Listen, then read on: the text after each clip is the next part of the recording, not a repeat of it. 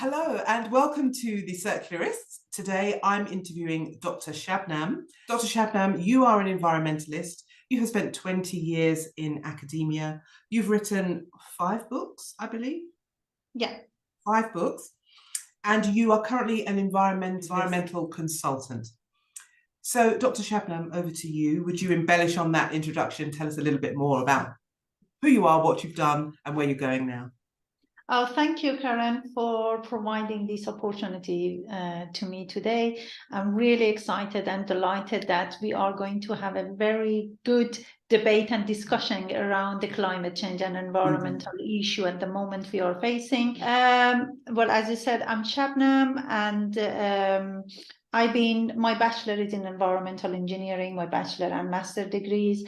My PhD was specifically on climate change modeling and carbon capturing side. So reading that back to you then, we're on the road to net zero, so zero carbon emissions by 2050, which is a long-term goal. And then there's this pit stop, this interim point at 2030, where we need to set ourselves up to hit the 2050 targets. We need to have things in place, things in motion by 2030.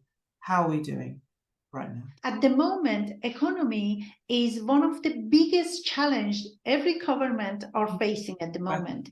Right. So they have to provide something like a public services, a lot of other services to their own people, their own nation.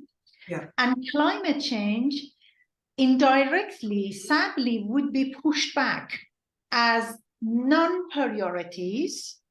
But at the same time, because this is rapidly happening, they cannot deny it. So they have to do, something about it. So the thing is, government is doing, but it's not quick enough, and it is not firm enough.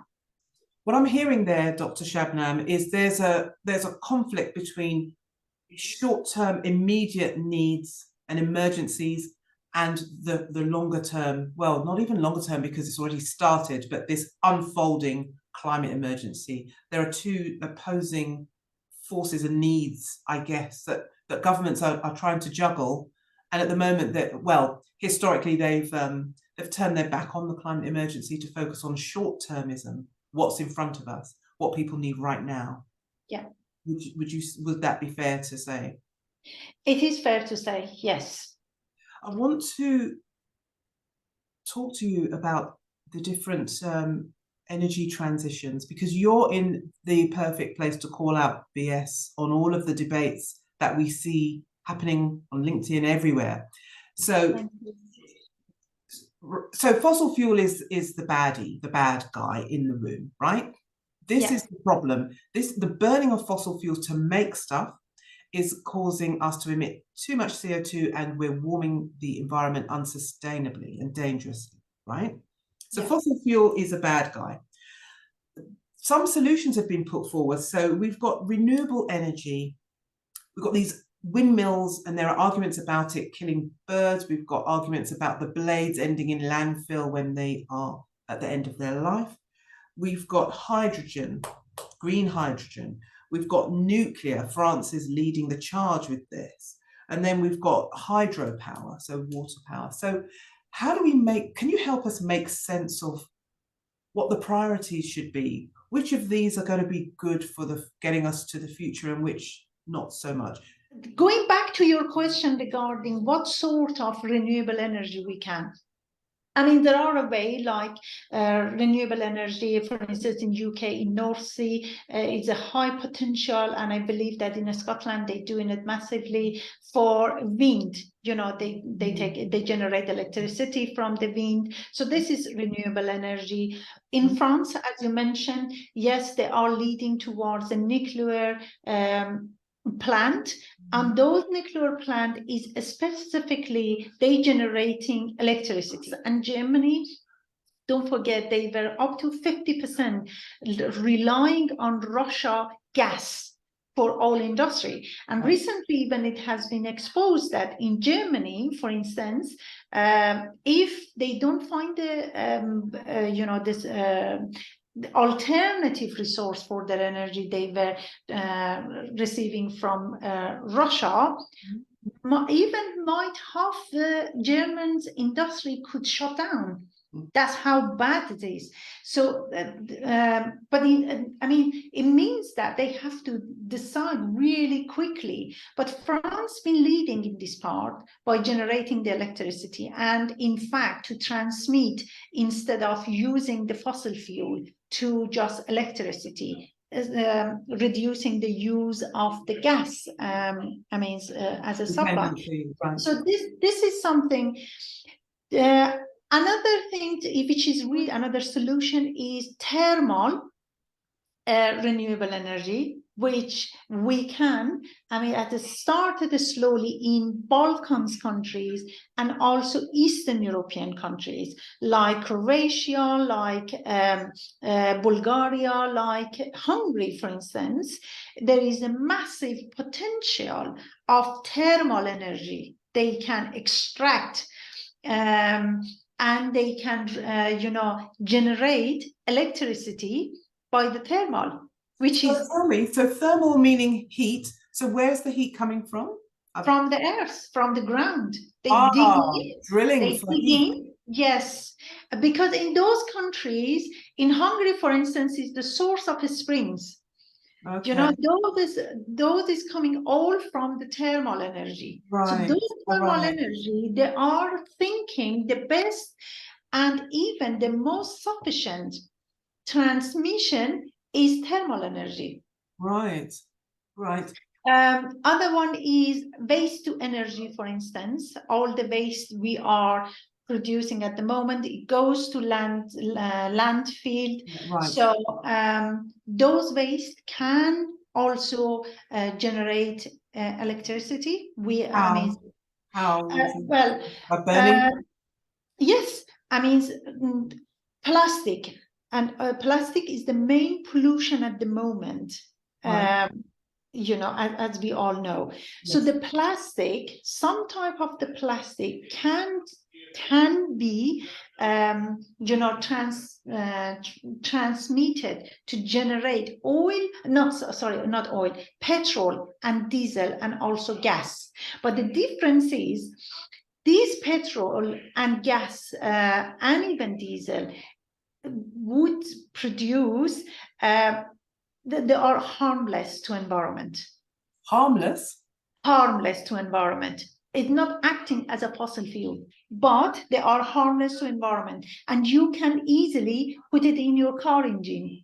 So you're saying there is a type of plastic that can be burned and used for car fuel and other energy sources. Yes. That doesn't have a toxic emission as its byproduct.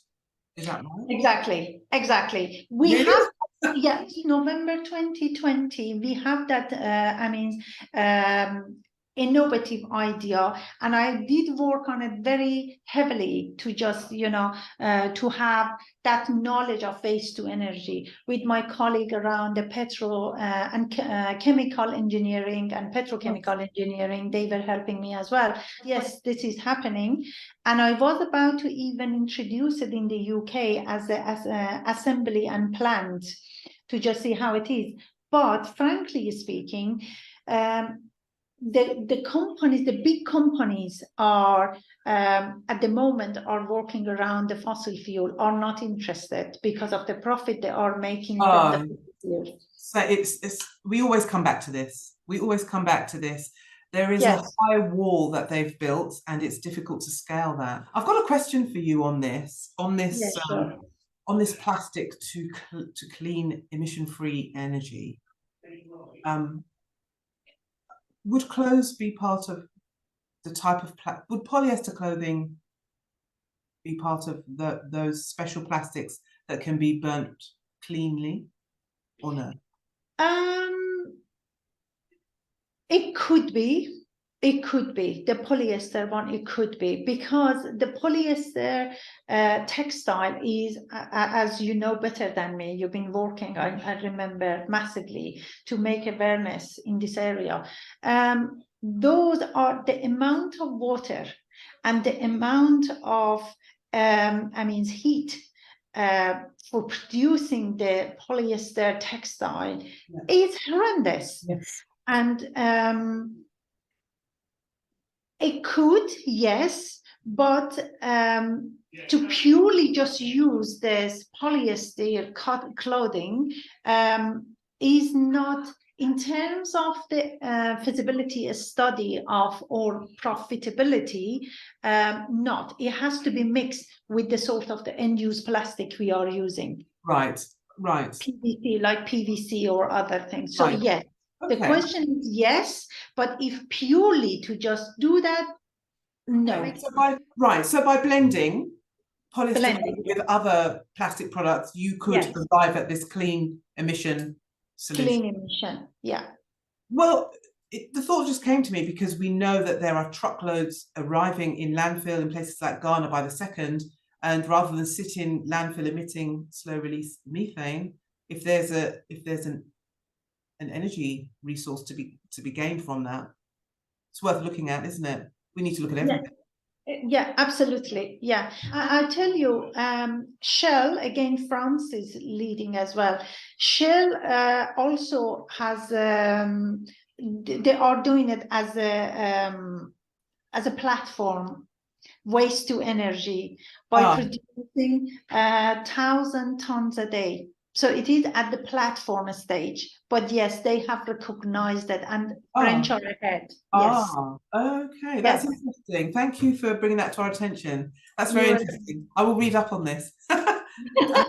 Thank you. Give some links with me. Okay. So, Dr. Shabnam, where can we go next? Let's see. There's so much that we agreed to talk about. So we've talked about energy. Can we return to women and girls impacted?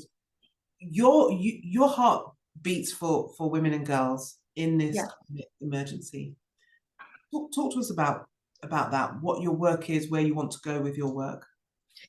The reason I'm passionate about raising awareness around women and girl equal education, and also make them part of the decision making to tackle the climate change, is because regardless we want it or not, 50% of the world population are women and girls.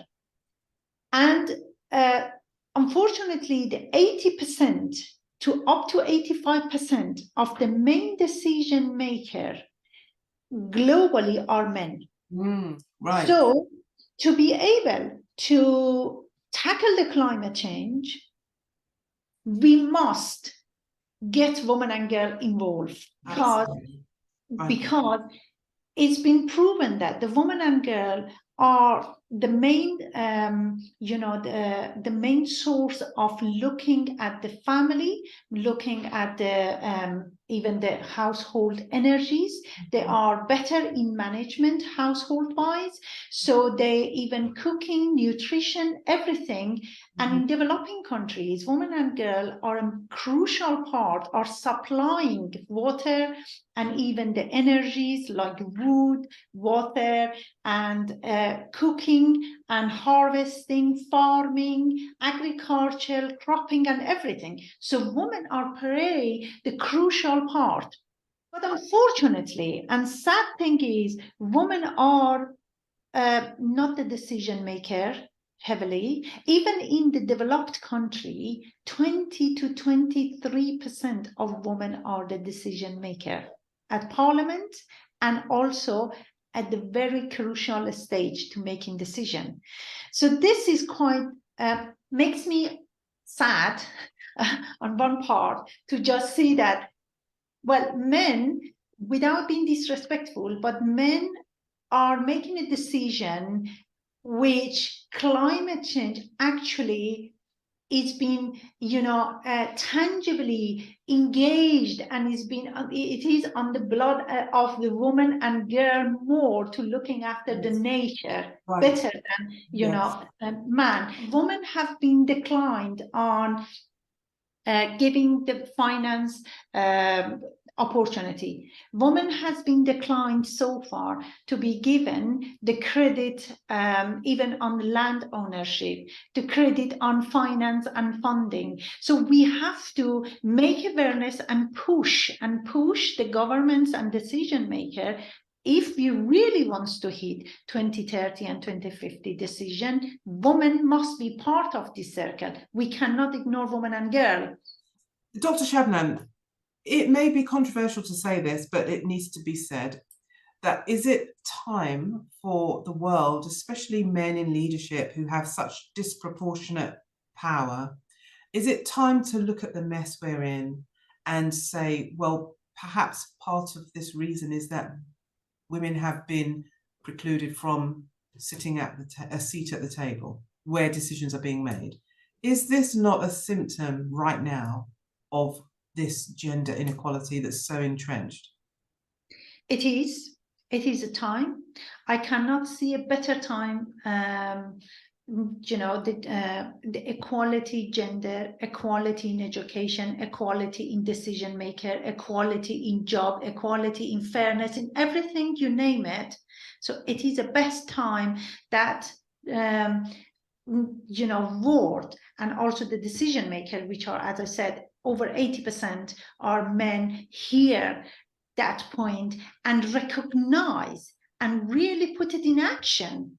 Right. When they make a decision at every single angle, in education part, you know, in decision, in politics, for instance, Right. in public servants, and everything, you name it. Yes. It is the best time that we have, because I have to say that we are at the very crucial climate change anxiety and emergency situation. Right. We have to save the planet. We have to put a good agenda to save the planet for our generation. Mm-hmm. A lot of species are in danger, or either are in the red line. They get the extinct. We don't see them maybe in 5 years or even up to 50 years. If with this speed is going at the moment. Yes. But the trouble is, we have to make, I mean, the government have to make, the big companies are making profit out of the fossil fuel. Right. I want to come to the governments in a second. So just rounding up on the women and girls front. Yeah. Nikola Tesla, this famous genius who lived around the time of Edison, and we all remember Edison, but not so much so Nikola Tesla. He made a prediction. He predicted that there would be a time in the future where there would be such free access to information and learning that women would self-empower and lead toward a new tomorrow, is what he said decades ago. Do you see that? Do you think, I'm not advocating or predicting or suggesting that women will become the dominant force, but that they'll just muscle in and find seats at tables?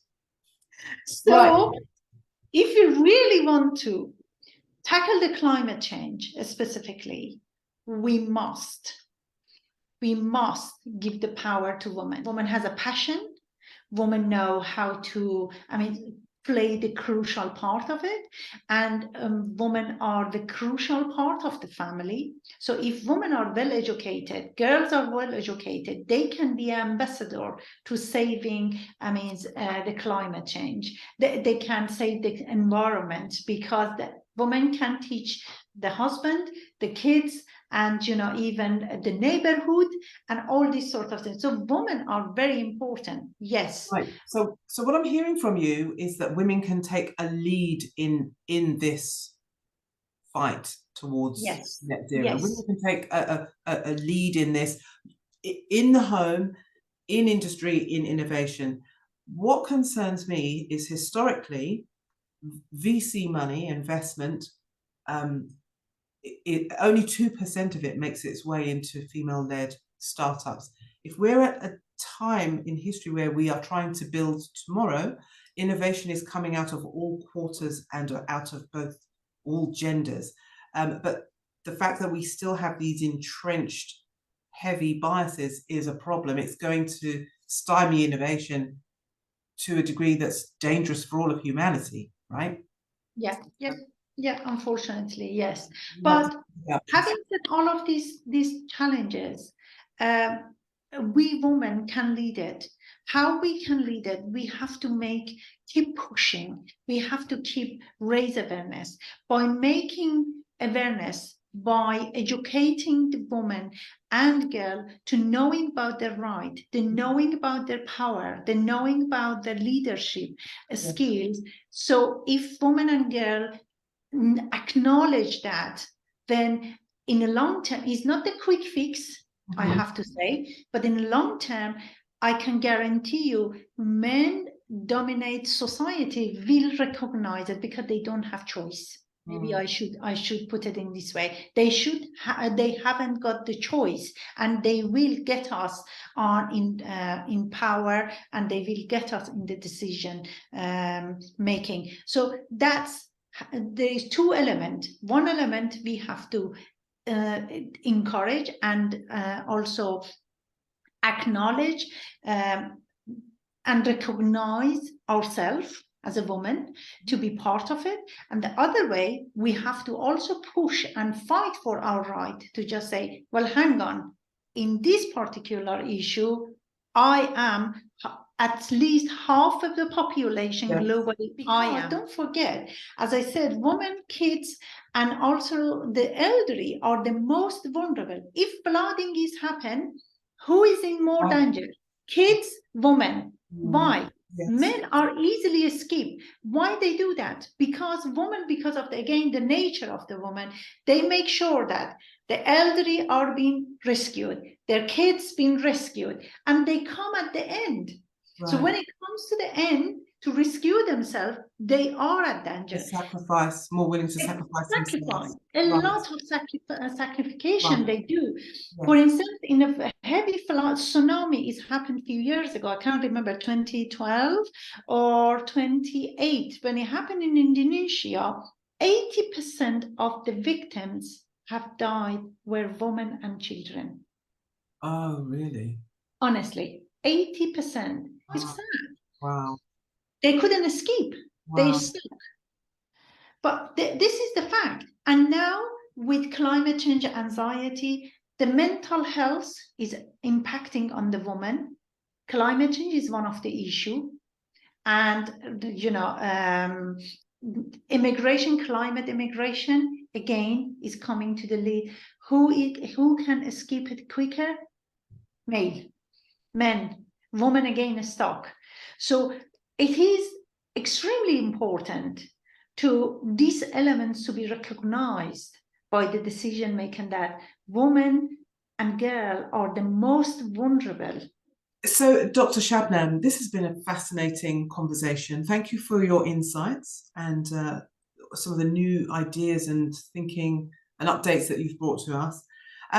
So to close then, I'd like to ask you, what is your message to the world, to our communities, in terms of looking at the next 6-7 years to 2030, that's going to set us up for 2050? What would you want to say to business leaders, innovators, teachers, scientists, everyone who's concerned right now? What's your message? The first message I send out is climate change is happening faster than we imagine. For the sake of our children and next generation, we must take this matter seriously. The second message I have for businesses, politicians, world leaders, make sure that to be able to tackle climate change, 50% of the population globally are women and girls. Please make sure that you have got leadership and also women and girl in your panel for making decision. Be fair, be sustained, and give more power, more funding, more opportunity to women if you're serious to tackle climate change, which you must be serious to tackle climate change. This is my message. Fair and frank. Wonderful. Thank you so much. And I'm going to just ask on the back of that, what happens if the world fails to heed your request? We as a woman, we have to raise awareness, because we can play, and we always play, the crucial part, especially specifically when it comes to climate change and sustainability. So we women, if they fail to listen to us, we have to be united. We have to empower ourselves. We have to raise awareness. We have to educate our women and girls first, to recognize their empowerment, they recognize the ability about how important they can play to tackle the climate change. So we have a tough work, I could say, to do so, but we should not give up, and we have to carry on. It is not quick fix, unfortunately, but it is doable. If we women recognize and believing in ourselves, eventually men leaders must recognize, and they will recognize. They have no choice, because they have no choice. They have to recognize us. On that note, Dr. Shabnam, it's been wonderful spending this time talking to you. Thank you so much. Thank you so much. I'm sure we'll chat again in the future. Thank you so much to you for providing this opportunity. I was so delighted you gave me that chance to highlight the main issue and challenges, which is everybody's worrying at the moment, and especially every environmentalist like me. We are deeply worried about the way the climate change is going. Thank you so much, and for providing this fantastic platform to everyone, to be able to their voice to be heard. Thank you so much. Thank you to you. Have a lovely day. Thank you.